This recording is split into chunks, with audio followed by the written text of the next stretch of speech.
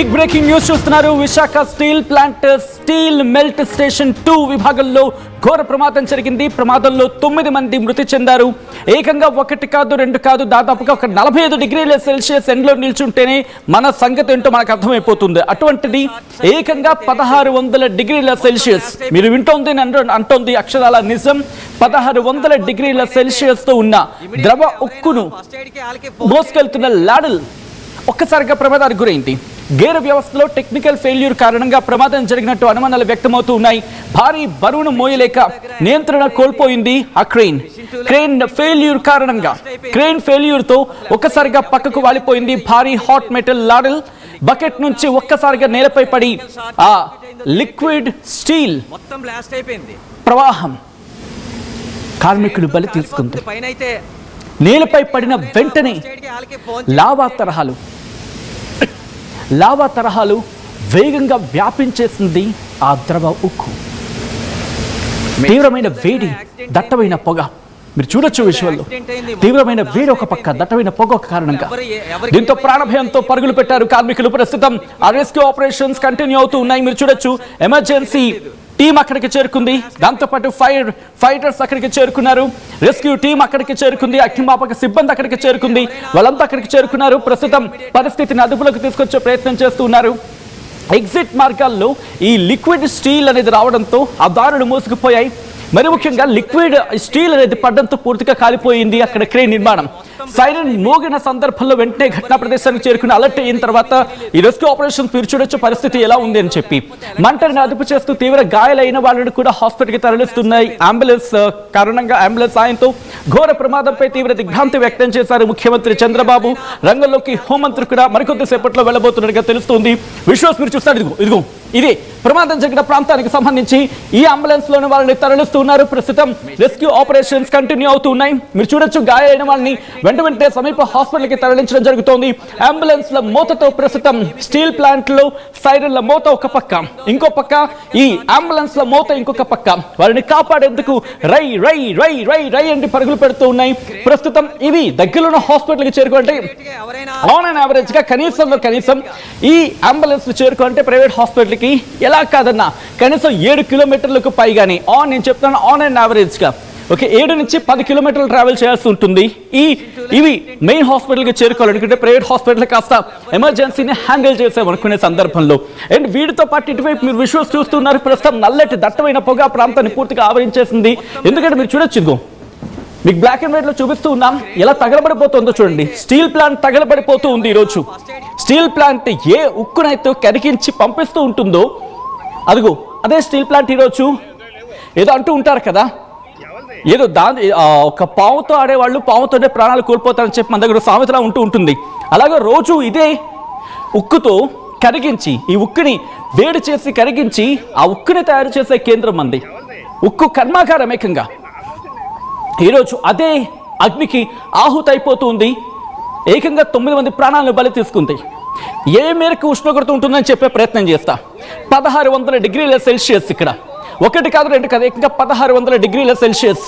మీకు గుర్తుందా లావా? ఇందులో మనం మాట్లాడుకున్నాం. లావా లాగే ప్రవహిస్తూ ఉంటుంది. ఇలాగే ఎప్పుడైతే ప్రమాదం జరిగిందో లిక్విడ్ ఇలా స్ప్రెడ్ అయిన తర్వాత ఆ డిగ్రీల సెల్సియస్ అంటే 1600 డిగ్రీల సెల్సియస్ అంటే లావా అయితే కనీసం 700 నుంచి 1200 అండ్ లీస్ట్ కండిషన్స్ లేకపోతే హైయెస్ట్ కండిషన్స్ లో దట్టు అక్కడున్న కెమికల్ రియాక్షన్స్ లేకపోతే అక్కడున్న భూ వాతావరణం బట్టి లేకపోతే భూమి పొర వాతావరణం బట్టి కెమికల్ రియాక్షన్ బట్టి మహా అయితే 1250 డిగ్రీల సెల్సియస్ అంటే 1250 లేకపోతే 1300. కానీ ఇది అంతకు మించి అంటే లావాని పోనీ 700 డిగ్రీల సెల్సియస్ అనుకుంటే దానికి డబుల్ వేడి. అంతే ఆ ప్రమాదం చోటు చేసుకుంది. అక్కడున్న కార్మికులు ఆ వేడికి ఈ విషయంలో ఒక మాట చెప్పాలి. ఆర్టీవీ దగ్గర కొన్ని విజువల్స్ ఉన్నాయి, కానీ ఆ విజువల్స్ మేము మీకు చూపించలేకపోతున్నాం. నేను ఒకసారి చూపించే ప్రయత్నం చేస్తాను. జస్ట్ నేను ఇలా ఉన్నాను కదా, ఇదిగోండి ఇలాగే సో ఇలా ఉన్న వ్యక్తి నేను చూశాను కొన్ని విజువల్స్ని. ఒక్కసారి ఇలా ఉన్నారు కదా, మీరు ఇలా చూస్తున్నారు కదా, ఇలాగే ఉండిపోయారు ఆ మరణించిన వ్యక్తి. అభౌతిక గాయాలు. ఈ రెండు కాళ్ళు నేల మీద ఇలా ఉన్నాయి. భౌతిక గాయాలు. ఆమె మీకు చూపించలేకపోతున్నాం. కళ్ళ ముందు అలా పడున్నాయి, కొన్ని విజువల్స్ బయటకు వచ్చాయి, వాటి మేము మీకు చూపించలేకపోతున్నాం. ఎందుకంటే హృదయ విదారక దృశ్యాలు అవన్నీ కూడా. అసలు ఎక్కడుంది, ఎక్కడ ప్రమాదం జరిగే అవకాశం ఉంది, ఆస్కారం ఎక్కడుంది, వీటి గురించి మాట్లాడుకునే ప్రయత్నం చేద్దాం. నేరుగా నేను గ్రాఫిక్స్కి వెళ్ళిపోతున్నాను. కొన్ని ఊహాత్మక చిత్రాలతో వాటిని మీ ముందుంచే ప్రయత్నం చేస్తూ ఉన్నాను. అండ్ ముందుగా ఆ కుటుంబాలకు ప్రగాఢ సానుభూతి తెలియజేస్తూ ఉన్నారు. ప్రముఖులంతా కూడా సంతాపం తెలియజేస్తూ ఉన్నారు. ఈరోజు ఆ ఘటనకు సంబంధించి మాట్లాడుకుంటున్న సందర్భం. అయితే ఎక్కడ జరిగింది, అసలు ఎలా ఉంటుంది, స్టీల్ ప్లాంట్కి సంబంధించి ఆ లేఅవుట్ని మేము చూపించే ప్రయత్నం చేస్తున్నాం. ప్లాన్ లేఅవుట్, ఇది ఊహాత్మక చిత్రం. ఇదిగోండి, ఇది ప్రధాన ద్వారం, మెయిన్ గేట్ ఎంట్రీ. ఇదిగోండి, ఇది మెయిన్ గేట్ ఎంట్రీ. ఇక్కడ చెక్ చేస్తారు. చెక్ చేసిన తర్వాత అక్కడి నుంచి నేరుగా SMS1, SMS2 అంటారు. అండ్ పవర్ ప్లాంట్ అది. దాంతోపాటు బ్లాస్ట్ ఫర్నేస్ 1, ఇలా కోల్ యార్డ్ ఇదంతా కూడా. ఇక ఇది కోల్ యార్డ్ ఇదంతా కూడా. ఇది విశాఖ స్టీల్ ప్లాంట్, విశాఖ మన స్టీల్ ప్లాంట్, సింటర్ ప్లాంట్ అంటారు. అండ్ బ్లాస్ట్ ఫర్నేస్ 1 ఇదంతా. ముందుగా ఇదిగోండి, SMS1లో జరిగింది అనుకున్నారు, స్టీల్ మెల్టింగ్ స్టేషన్ 1లో జరిగింది అనుకున్నారు. అండ్ ఇదిగో మీరు చూడొచ్చు, ఇక్కడ కూడా మనకు అలాగే కనిపిస్తూ ఉంది. అండ్ ఇప్పుడు వినిపిస్తుంది ఏంటంటే, నేను కాస్త ముందుకు వెళ్తున్నాను. ఇదిగోండి, స్టీల్ మెల్టింగ్ స్టేషన్ లేకపోతే స్టీల్ మెల్టింగ్ షాప్, SMS2 అని పిలుచుకుంటూ ఉంటారు. అండ్ ఇక్కడ ప్రమాదం జరిగింది. ఈ ప్రమాదం జరిగిన తర్వాత మరి ఇక్కడ ఉన్న కార్మికులు, వాళ్ళకి ఎమర్జెన్సీ ఎగ్జిట్స్ ఉండవా? ఎందుకంటే ఎప్పుడైనా ఒక ఆర్గనైజేషన్, దట్టు ఇటువంటి పెద్ద ఆర్గనైజేషన్స్ ఎలా ఉంటుంది, ఆర్గనైజ్డ్గా ఉంటుంది. ఇటు వచ్చి ఇప్పుడు చూపించే ప్రయత్నం చేస్తా. ఎలా ఉంటుంది, అంత ఆర్గనైజ్డ్గా ఉంటుంది. సేఫ్టీ ప్రికాషన్స్ ఉంటాయి, దాంతోపాటు సేఫ్టీ ఆడిట్స్ ఉంటాయి, ఎమర్జెన్సీ ఎగ్జిట్స్ ఉంటూ ఉంటాయి. నిప్పుతో చెలగాటం కదా రోజు ప్రాణాలంతా కూడా. మరి ఏమైపోయాయి, వీటి గురించి ముందు ప్రశ్నిద్దాం. బట్ ముందు వాటిని ఎనలైజ్ చేసే ప్రయత్నం చేద్దాం అవకాశాలకు సంబంధించి. ఇదిగోండి, ఇక్కడ ప్రమాదం జరిగిందని చెప్పి ఇక్కడ ఛాన్సెస్ ఏంటి, నేను నెక్స్ట్ గ్రాఫిక్స్ చూపించే ప్రయత్నం చేస్తాను. అసలు ఎలా జరిగే అవకాశం ఉంది, ఏ ఛాన్సెస్ ఉన్నాయి, ఏ విధంగా జరగచ్చు, ఏ రూపకంగా జరిగే అవకాశం ఉంది, ఇవన్నీ కూడా మేము ఊహాజనిత ఆ చిత్రాల సాయంతో మేము చూపించే ప్రయత్నం చేస్తున్నాం. అండ్ దీని మీద ఎక్స్పర్ట్స్ కూడా జాయిన్ కాబోతూ ఉన్నారు మరి కాసేపట్లో. అండ్ అలాగే గ్రౌండ్ రియాలిటీ ఏంటి కూడా చెప్పడానికి RTV ప్రస్తుతం అక్కడికి చేరుకుంది, హాస్పిటల్కి చేరుకుంది. అక్కడ ఆ ట్రీట్మెంట్ జరుగుతున్న వాళ్ళ కుటుంబాలతో మాట్లాడే ప్రయత్నం చేస్తుంది. బట్ బిఫోర్ దట్ ఒకసారి మీరు చూడొచ్చు, ఇదిగోండి, విశాఖ స్టీల్ ప్లాంట్కి సంబంధించి ఇది SMS1 అని చెప్పి ఫస్ట్ అనుకున్నారు కాబట్టి దానికి తదనుగుణంగా ఆలోచించే ప్రయత్నం చేస్తాయి. ఇదిగోండి మీరు చూస్తే హెజార్డస్, ఇదిగో ద్రవ ఉక్కు ఈ ప్రాంతం, ఇదిగోండి ఇలా మోసుకు వెళ్తుంది. కొన్ని టన్నుల బరువు ఉంటుంది. And it depends upon material, అది ఎంత వాళ్ళు లిక్విడ్ని పంపిస్తూ ఉన్నారు, ఎంత కావాలనుకుంటారు, డిపెండ్స్ ఆన్ ఆ సిస్టమ్ బట్టి టన్స్లోనే ఉంటుంది. ఎందుకంటే అంత మోయలేకపోతే ఇది కాయదు కదా, ఎందుకంటే ఇది లిక్విడ్ స్టీల్ లిక్విడ్, ఇది కరిగిస్తూ ఉన్నారు కాబట్టి దీన్ని కాయాలంటే ఇది చాలా గట్టిగా ఉంటుంది. బెస్ట్ ఎగ్జాంపుల్, మనం ఎక్కడైనా ఐరన్ తయారు చేసే చోటుకు వెళ్ళి చూడండి, బాగా కరిగిస్తారు, ఎంత వెయిట్ ఉంటుంటుంది అది. సో కాబట్టి ఆ ఎక్స్పెక్టేషన్స్ మీరు గమనిస్తే ఇదిగోండి ఇలా ఉంటుంది. ఇది ఇలా వాళ్ళు తీసుకువెళ్తూ ఉంటారు. అండ్ దీన్ని కావాల్సిన చోట ఇదిగో ఇలా సేఫ్టీ ప్రికాషన్స్ ఉంటాయి వాళ్ళకి. సేఫ్టీ సూట్ ఉంటుంది, సేఫ్టీ షూస్ ఉంటాయి, హెల్మెట్ ఉంటుంది, అండ్ మాస్క్ టైప్లో ఉంటుంది. ఇవన్నీ ఉంటాయి వాళ్ళకి. ఇదిగో మీరు చూస్తే కనుక ఇవన్నీ ఉంటాయి. సో ఇది మీరు చూడొచ్చు, ఈ ఫ్లోర్ సిబ్బంది, వీళ్ళంతా కూడా ఫ్లోర్ సిబ్బంది అక్కడే ఉంటారు వీళ్ళంతా కూడా. ఇది మెయిన్ ఎంట్రన్స్ గేట్. ఇది SMS1 గురించి మాట్లాడుకున్నాం. అండ్ ఇక్కడి నుంచి ఇదిగోండి ఈ ద్రవ ఉక్కుకి సంబంధించి హెజార్డస్ హాట్ మెటల్ ఏరియా. ఇక్కడ మీరు చూస్తే ఇదిగోండి క్రేన్ ఆపరేటర్ ఇక్కడ ఉంటాడు, లాడల్ అటెండెంట్ ఇక్కడ ఉంటారు, అండ్ ఫ్లోర్ క్రూ వీళ్ళు ఉంటారు ఇక్కడ. అండ్ మిగతా అంతా కూడా స్లాక్ క్రూ అంటూ ఉంటారు, మిగిలిన క్రూ. సో ఒక్కసారి చూడొచ్చు, అది ఇదంతా కూడా అర్థమవుతూ ఉంది మాట మనకి. అంటే వర్క్ ఇక్కడ మీరు చూస్తే కనుక ఈ క్రేన్ ఆపరేటర్ వీళ్ళు కదులుతూ ఉంటారు.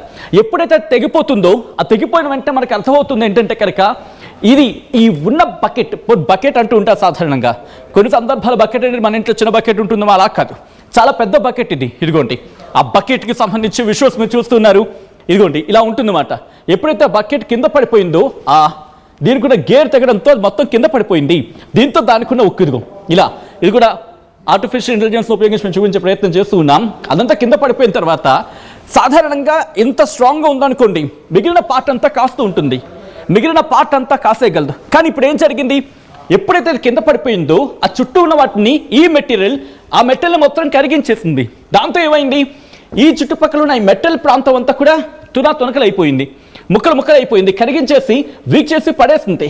దాంతో ఈ చుట్టుపక్కల ఉన్న ఆ ఎంప్లాయీస్, ఆ కార్మికులంతా కూడా వాళ్ళకి ఇంక తప్పించుకోవడానికి అవకాశం లేదు. ఎందుకంటే ఎక్కడ ఉన్నది అక్కడే కూలిపోయిన సందర్భం. ఇది ఇంత డ్యామేజ్ చేస్తుందని చెప్పి ఊహించలేకపోయారు ఎవరు కూడా. ఆ ప్రమాదమే ఈరోజు ఇంతటి పెను ప్రమాదానికి దారితీస్తుంది. ఒక విధంగా చెప్పాలంటే స్టీల్ ప్లాంట్ కుప్ప కూలిపోయిందే ఈరోజు. ఎందుకంటే ఇంతటి ప్రమాదం ఇదేం మామూలు ప్రమాదమా? ఒక్కసారి చూడండి, అంత మొత్తంలో చూడడానికే మనకి ఇలా ఉంటే ఒక్కసారి నిజంగా చూస్తే పరిస్థితి ఏంటి? ఇదిగోండి, లావా కాదు, లావాను మించిది ఇలా మరుగుతూ ఉంటుంది. ఈ మరుగుతున్న ఈ బకెట్, ఇది బకెట్ అంటూ ఉంటారు, ఇది ఇలా మూవ్ ఆన్ అవుతూ ఉంటుంది. ఇదిగోండి మీరు చూస్తే కనుక ఇదిగో ఇలా వెళ్తూ ఉంటుంది, ఇదిగో ఇలా దాంట్లో స్పిల్లర్స్ అవుతూ ఉంటుంది. స్పిల్ కూడా కాదు, దాంట్లో తీసుకునే పరిస్థితి ఉంటుంది. అండ్ ఈ గేర్ రైడ్ సాయంతో దాన్ని జరుపుతూ ఉంటారు. మీరు చూస్తే ఇదిగోండి ఈ బకెట్ ఇది మూవ్ ఆన్ అవుతూ ఉంటుంది ఇలాగ. నెక్స్ట్ పిక్చర్కి వెళ్దాం. ఓకే, సో ఇలా వెళుతూ ఉన్న క్రమంలో ఇదిగోండి ఇంత హెవీగా ఉంటుంది, ఇంత వేడిగా ఉంటుంది. చెప్పాను కదా, లావాతో పోల్చుకుంటే డబుల్, లావాకు డబుల్ ఇది. సో ఈ నేపథ్యంలో ఈ క్రమంలోని ఎప్పుడైతే పడిపోయే మొత్తం పరిస్థితిని అర్థం చేసుకోవచ్చు. అసలు ఎలా జరిగిందో ఒకసారి మళ్ళీ నేను చూపించే ప్రయత్నం చేస్తాను. ప్రీ డిజాస్టర్ గురించి మాట్లాడుకుంటే ముందు ప్రమాదం జరగక ముందు ఇదిగో ఇలా నార్మల్గా ఉంటుంది, ఇది ఒక హ్యాంగర్లో ఉంటుంది. ఆ క్రేన్ ఆపరేటర్ అక్కడ ఉంటాడు, క్రేన్ ఆపరేటర్ దీన్ని మూవ్ చేస్తూ ఉంటారు, గ్రౌండ్ స్టాఫ్ ఉంటారు, అన్ని సేఫ్టీ ప్రికాషన్స్. ఎందుకంటే స్పిల్లేజ్ ఉన్నా కూడా మీరు చూస్తే ఇక్కడ చిన్న వంకిలా ఉంది చూసారా, ఇదిగోండి ఇక్కడ. ఇఫ్ పాసిబుల్ కొంచెం క్లోజ్కి వెళ్ళడానికి అవుతుందా? ఓకే, నేను మీకు చూపిస్తున్నాను చూడండి. ఇదిగోండి సాధారణంగా మనకి జగ్గులకి మగ్గులకి చిన్న వంకిలా ఉంటుంది. అంటే ఇది ఇటువైపు వెళ్ళిన సందర్భంగా టిల్ట్ అవుతుంది, ఇలా టిల్ట్ అయ్యి ఇటువైపు దాన్ని స్టోర్ చేయడం జరుగుతుంది. సో అటువంటిది ఇది. ఇక్కడి నుంచి నెక్స్ట్ దానికి వెళ్ళే ప్రయత్నం చేద్దాం. అసలు ఎలా జరుగుతుంది అనే అంశానికి సంబంధించి ప్రైమరీ మెకానికల్ ఫెయిల్యూర్. అయితే మెకానికల్ ఫెయిల్యూర్ ఇది జరిగి అది విరిగిపడి ఉండాలి, అండ్ మూడోది లాడల్ టిల్ట్ ఫస్ట్ పోర్. ఎప్పుడైతే లాడల్ విరిగిపోయిందో అప్పుడు ఏమవుతుంది, ఇది పూర్తిగా టిల్ట్ అయిపోతుంది, ఇలా వంగిపోతుంది, బోర్లా పడిపోతుంది. ఏమైనా అనుకోవచ్చు, టిల్ట్ అంటే ఇలా వంగిపోవడం. పూర్తిగా అది టిల్ట్ అయిపోయి దాంట్లో ఉన్న లిక్విడ్ కింద పడిపోతుంది. ఎప్పుడైతే లిక్విడ్ పడిందో కొన్ని టన్నుల బరువు ఉంటే ఇది ఆ లిక్విడ్ని స్పిల్ చేసిన తర్వాత ఇదిగోండి వాళ్ళు ఎక్కడికి తప్పించుకునే అవకాశం ఉండదు. దట్టు ఎమర్జెన్సీ ఎగ్జిట్ సర్క్ కూడా క్లోజ్ అయిపోయింది పరిస్థితి. ఎమర్జెన్సీ ఎగ్జిట్ సర్క్ కూడా క్లోజ్ అయిపోవడంతోనే వాళ్ళని కాపాడే సిచ్యువేషన్ లేకుండా పోయింది. ఆ తర్వాత ఇంకా అక్కడి నుంచి మీరు గమనిస్తే ఇదిగోటి ర్యాపిడ్ స్పిల్ అండ్ రియాక్షన్. వెంటనే ఎప్పుడైతే స్పిల్ అయ్యిందో చూడండి, ఇదిగో ఎదురుగున్నా కదా, ఇక ఆప్షన్స్ లేవు అక్కడ ఉన్న వాళ్ళకి. ఎందుకంటే వీళ్ళకన్నా వేగంగా వస్తూ ఉంది అది పడిపోయిన తర్వాత. దాంతో అసలు అదే వేడి ఉక్కు లిక్విడ్ అయి ఉంది. అది 1600 డిగ్రీల సెల్సియస్ దగ్గర మరుగుతూ ఉంది. నీళ్ళే ఒక 100 డిగ్రీస్ లేకపోతే ఇంకొంచెం ఎక్కువ మరిగితే చిన్నది ఇక్కడ పడితే మనకి బొబ్బర్లు లేచిపోతూ ఉంటాయి, అంటే పొక్కులా లేచిపోతూ ఉంటుంది. అటువంటిది ఇది ఇంకే ఉంటుంది. అండ్ ఇక్కడి నుంచి మీరు చూస్తే కనుక ఇదిగోండి ఇలా స్పిల్లేజ్ అవుతుంది. అయిన తర్వాత ఇదిగో పూర్తిగా ఇది మొత్తం చుట్టూతా వ్యాపించేసి మిగతా స్ట్రక్చర్ వీక్ చేసేసి కింద ఎప్పుడైతే ఇది ఫ్లో అయిందో మిగతా వాటిని కరిగించేస్తే పైన దీనికి స్ట్రెంత్ కోల్పోతుంది కదా, ఆటోమేటిక్గా ఇది పడిపోతుంది. ఇది పడిపోయిన తర్వాత ఇక్కడున్న వాళ్ళంతా కూడా ఇంకా పరిగెట్టడానికి అవకాశం లేదు, ఇంకా సో రెస్పాండ్ అవ్వడానికి ఛాన్స్ లేదు. ఇది అక్కడ సిచ్యువేషన్. మొత్తంగా ఈరోజు జరిగిన ఘటన మన స్టీల్ ప్లాంట్స్కి సంబంధించి మన ఉక్కు కర్మాగారాలకి ఎంత సేఫ్టీ ఉంది, ఈరోజు ప్రైవేటైజ్ అవుతుందా లేకపోతే గవర్నమెంటే ఉంచుతుందా, అది లేకపోతే ఊడబీకుతుందా, ఇది కార్మిక సంఘాల నుంచి వస్తున్న ప్రశ్న. But a sincere and severe question straightly in front of the government.